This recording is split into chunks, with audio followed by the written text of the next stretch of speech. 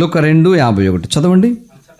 అంతటా ఆయన వారితో కూడా బయలుదేరి నజరేతునకు వచ్చి వారికి లోబడి ఉండెను. అబ్బా, మానవులకు దేవుడు లోబట్టం ఏంటి? తల్లి తండ్రి స్థానంలో ఉన్నారు కనుక వాళ్ళకేమయ్యాడు? యేసుప్రభువారు మానవుడుగా ఉన్నప్పుడు ఏమయ్యాడు? లోబడ్డాడు. యేసుప్రభువారికి వంశావళి లేదు, ఆది అంతం లేనివాడు, సృష్టికర్త. మానవుడికి వచ్చినప్పుడు ఫలానా కుమారుడు అని అనిపించుకున్నాడు అనమాట, తగ్గించుకొని. అంటే వారికి లోబడ్డాడు తల్లిదండ్రుల కంటే. చూడు, మూడవది క్రొత్త కార్యం.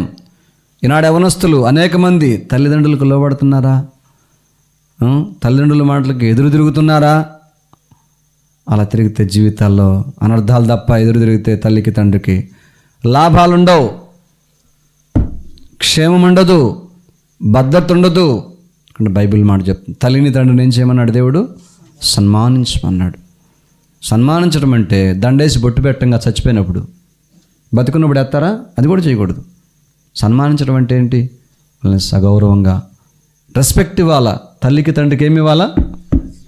గౌరవించాలి. తిన్నావా నాన్నగారు, అమ్మగారు, అమ్మ, నాన్న టాబ్లెట్ వేసుకున్నావా? ఏంటి అలా ఉన్నావు? బాగున్నావా? ఎందుకు అడుగుతా? నాకు ఆస్తి ఇవ్వలేదు సరిగా, వాళ్ళకి ఇచ్చినంత ఆస్తి నాకు ఇలా, అందుకు నేను అడగను. పక్షపాతం కలిగిన వాళ్ళు, వాళ్ళ పక్షం కలిగిన వాళ్ళు ఒకళ్ళకొక్కను 2 కళ్ళుతో చూస్తారు. చండాలపు చూపు మమ్మది మా నాంది, అట్లా ఎప్పుడు అనకూడదు. తెలిసిన మానవులు బలహీనతలు ఉంటే ఒకవేళ దేవుడు వాళ్ళని సరిచేస్తాడు. ఎవరు వాళ్ళు? కన్న తల్లి తండ్రి. ఏం చేయాలి? వాళ్ళని సన్మానించాలి, గౌరవించాలి. అంటే వాళ్ళకి ఏం చేస్తే సన్మానిస్తాం అంటే గౌరవిస్తాం?